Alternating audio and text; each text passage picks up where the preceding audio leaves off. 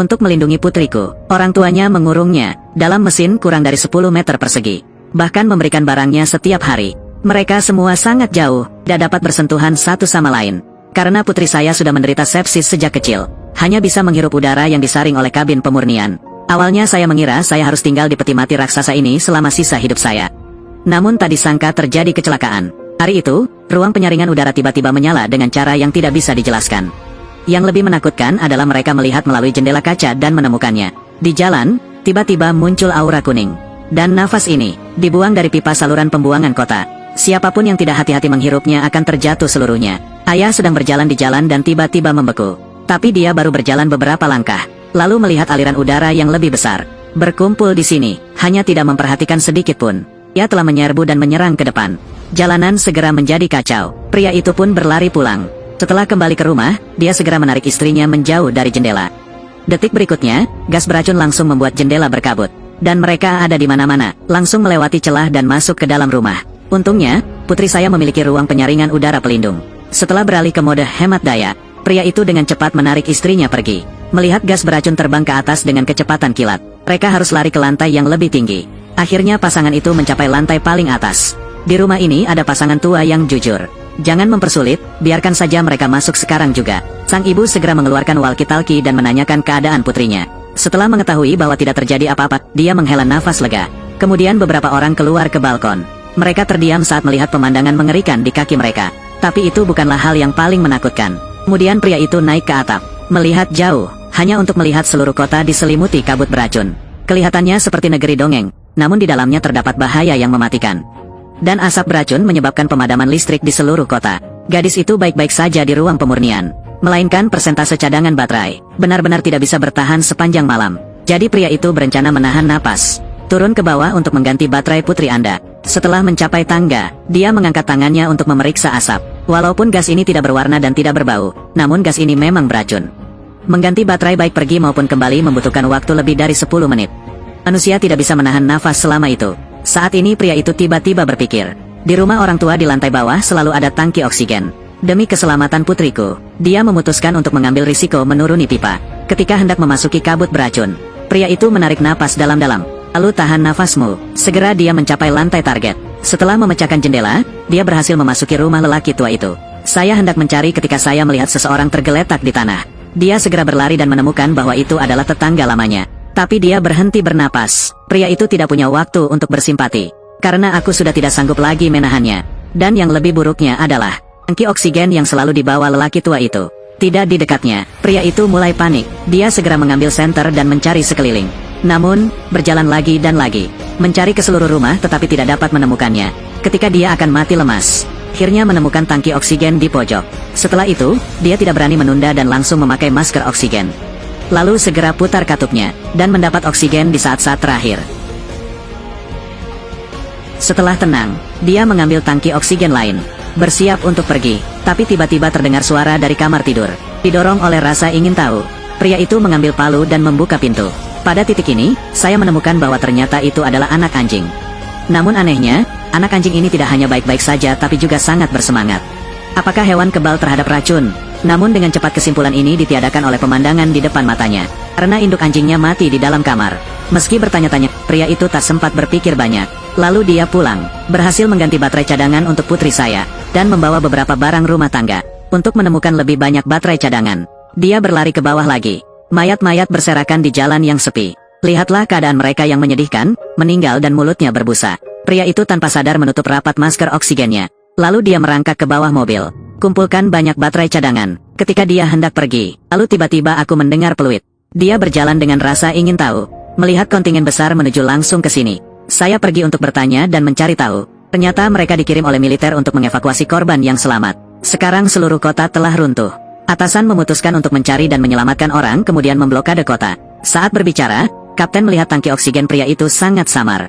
Jadi saya mengambilkan tangki oksigen murni untuknya. Lalu menyuruh pria itu untuk segera mengikuti tim. Tapi pria itu tidak bisa pergi, karena keluarganya masih di sini. Kapten tidak berdaya tetapi hanya bisa berbalik dan pergi. Pada saat ini pria itu memanggil kembali kaptennya. Silakan tambahkan tangki oksigen lain. Dan menceritakan kondisi kesehatan putrinya. Padahal peralatannya sangat mahal, namun pada akhirnya sang kapten tetap memberinya satu set tambahan. Semoga beruntung. Terima kasih. Setelah kembali, pria itu merasa ngeri saat mengetahui hal itu. Konsentrasi gas beracun masih meningkat. Jika kamu terus tinggal di sini, cepat atau lambat kamu akan mati. Mereka terpaksa membawa putrinya keluar dari tempat ini. Dan hanya perempuan yang memakai pakaian luar angkasa yang bisa keluar. Tapi pakaian antariksa itu berada jauh di laboratorium di pusat kota. Namun, saat ini pasangan tersebut sangat ingin menyelamatkan putri mereka. Memutuskan untuk keluar mencari pakaian luar angkasa. Saya tahu orang tua saya akan pergi ke pusat kota. Putrinya meminta mereka untuk mengunjungi temannya. Seorang teman juga menderita sindrom infeksi yang sama dengannya. Apalagi orang tuanya sering jauh dari rumah. Mereka pasti menolak permintaan putrinya. Karena dalam situasi saat ini, semua orang menghadapi bahaya. Mereka tidak mempunyai kewajiban membantu anak orang lain. Jika orang tua tidak ada di rumah, apakah Anda mengharapkan anak Anda mendapat perhatian dari orang lain? Pasangan itu tidak berdaya, namun pada akhirnya tetap setuju dengan putrinya untuk berkunjung. Namun anehnya, setelah sampai di rumah bocah itu, mereka tidak melihat siapapun di dalam. Karena oksigen hampir habis, keduanya tidak sempat berpikir banyak. Mereka kemudian segera pergi ke laboratorium. Dan dengan mudah menemukan pakaian luar angkasa. Dua orang memegang koper dan bersiap untuk pergi. Tapi laboratorium itu tiba-tiba meledak. Untungnya, mereka segera sadar. Namun pria itu tiba-tiba merasa kesulitan bernapas. Saat itu, pipa oksigen diketahui telah putus. Sekarang hanya tersisa satu tangki oksigen. Pasangan hanya bisa menggunakannya secara bergantian. Masih harus membawa koper yang berat. Di tengah perjalanan mereka terus berjalan lalu berhenti. Saya tidak tahu berapa lama waktu yang dibutuhkan untuk sampai ke lantai paling atas. Namun parahnya tangki oksigen ini juga hampir habis. Jika ini terus berlanjut, kita berdua akan mati di sini. Maka pria itu memutuskan untuk membiarkan istrinya pergi dulu. Saya akan menemukan cara untuk kembali ke rumah nanti. Sang istri sangat tidak bahagia, karena dia tahu tanpa tangki oksigen suaminya akan dalam bahaya. Tapi memikirkan putriku di rumah. Dia masih berusaha menahan air matanya dan pergi. Tapi aku tidak menyangka perpisahan ini akan berlangsung selamanya. Untuk menghemat oksigen, istrinya berlari dengan panik di jalan. Namun di luar dugaan, jumlah oksigen tersebut masih belum cukup untuk membawanya pulang. Waktunya sempit, jadi dia segera melepas tangki oksigen. Lalu menahan napas lagi, berjuang menyeret koper hingga ke lantai paling atas. Untungnya, saya akhirnya kembali, tapi tidak menyangka pemandangan yang dilihatnya selanjutnya. Membuatnya lebih sulit bernapas saat berada di gas beracun. Pakaian luar angkasa itu terbakar menjadi lubang besar akibat ledakan tadi. Putus asa untuk mendapatkannya kembali, kini usahanya sia-sia. Wanita itu sangat putus asa. Di sisi lain, pria itu masih berjalan kembali menyusuri atap, tapi tanpa sengaja melihat orang mati di rooftop. Noda darah yang begitu panjang menunjukkan bahwa seseorang telah membunuhnya. Pria itu melihat noda darah dan memberanikan diri untuk masuk ke dalam. Di dalamnya memang ada bekas-bekas orang yang masih hidup. Selain perbekalan, juga terdapat tangki oksigen. Setelah melihat sekeliling, saya tidak melihat siapapun. Dia mengambil tangki oksigen dan bersiap untuk pulang. Tapi dia belum keluar. Seorang pria berseragam polisi segera masuk dan memperingatkan dia untuk meletakkan tangki oksigen.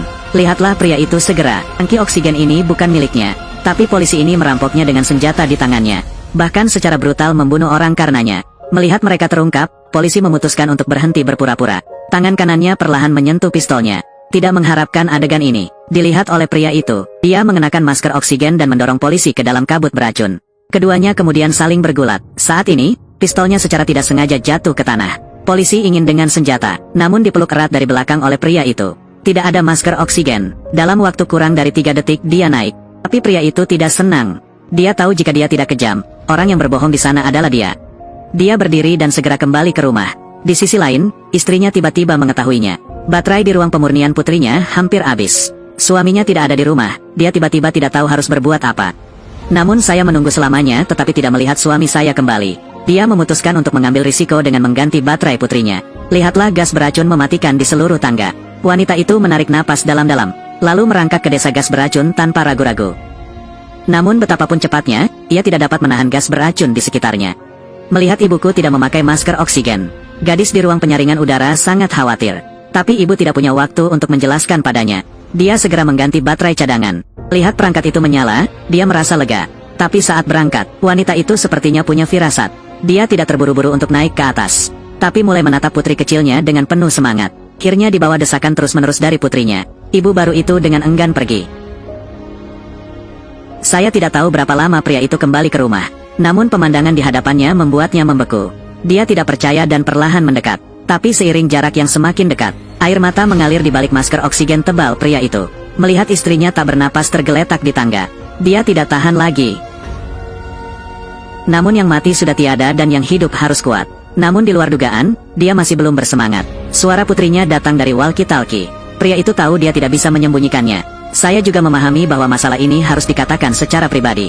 Tapi kata-kata yang sampai ke bibirku tidak bisa terucap. Karena dia tidak mau mengakui istrinya telah tiada. Akhirnya pria itu berjalan keluar menuju balkon. Memberitahu putrinya kabar bahwa ibunya telah meninggal dunia.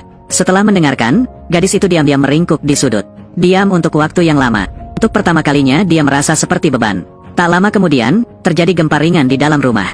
Awalnya hanya gas beracun yang perlahan naik. Kali ini mulai menanjak dengan cepat. Tempat ini akan tenggelam seluruhnya. Pria itu memutuskan untuk keluar dan mencoba peruntungannya. Lihat apakah kita bisa menemukan pakaian pelindung untuk pasangan tua itu. Tapi lelaki tua itu tersenyum dan menggelengkan kepalanya.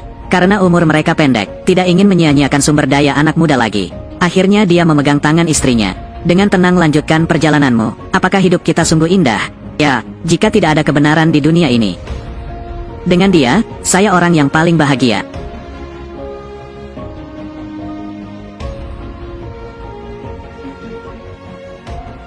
Di sisi lain pria yang beruntung. Temukan pakaian pelindung terbaik di dalam mobil untuk putri Anda. Karena khawatir akan melambat menyebabkan kerugian besar. Jadi dia menemukan mobil listrik untuk pulang. Namun visibilitas gas beracun sangat rendah. Lebih lagi, pria itu melaju dengan sangat cepat. Detik berikutnya, seorang anak laki-laki tiba-tiba melompat keluar. Pria itu tidak bisa menghindarinya dan langsung terbang keluar. Kepalanya terbentur tong besi, kemudian kehilangan kesadaran. Setelah bangun tidur, saya tidak tahu berapa lama waktu telah berlalu. Dia terlatih-tatih memegang walkie-talkie dan menelepon putrinya sepanjang jalan. Tetapi putrinya tidak berbicara, memikirkan putrinya yang mungkin kehilangan nyawanya di rumah. Kaki pria itu menjadi lemas. Tidak bisa maju setengah langkah lagi. Dia bersandar di mobil dengan putus asa, bersiap menunggu kematian dengan tenang. Tetapi pada saat ini dia tiba-tiba melihat di dalam kabut putih ada dua orang yang tampak datang. Dia tidak percaya dan mencoba berdiri. Dan adegan selanjutnya seperti mimpi. Gadis itu melompat dan berlari menuju ayahnya. Ternyata ruang penyuciannya ada di dalam rumah. Baterai teman yang ingin dicari gadis itu sudah lama kehabisan baterai. Tanpa diduga, saya tidak sengaja menemukannya. Penyakit mereka kebal terhadap gas beracun ini. Setelah mendengarkan putrinya, lelaki itu sangat senang. Tapi detik berikutnya, dia membuka masker oksigennya. Ayah, apa yang kamu lakukan? Lalu dalam kebingungan putrinya, pertama kali dia mencium wajah putrinya.